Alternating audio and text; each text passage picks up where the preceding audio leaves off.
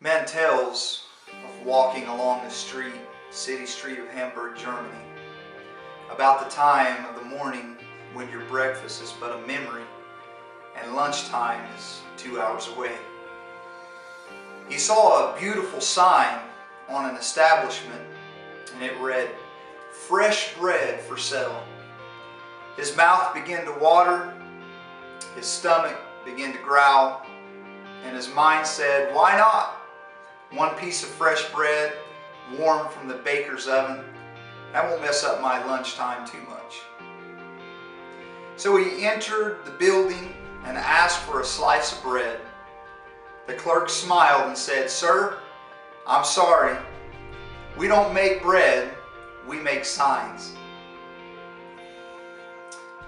It would be tragic if some hungry soul, some spiritual starved person came into our churches only to discover that we are better at marketing our church than preaching the gospel.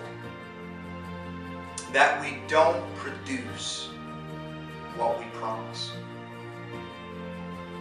For the next 3 days, I'm going to be talking about a promise without a product.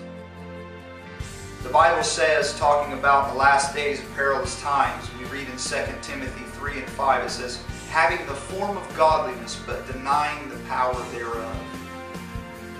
You see, this man came ready to partake of bread, what it said on the sign. But it said that there was fresh bread.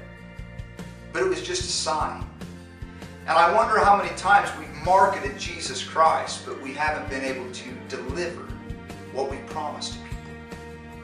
I believe it's important for each of us not to just have the form of godliness, but to have the power that backs it up. Not just to say that we're Christians, but to have Christ and to be part of that body. Tomorrow we're going to be talking about how to live without power, and then the next day we're going to be talking about how to live with power. So I want you to join me for the next 2 days, this day and 2 more, on talking about how that we can produce what we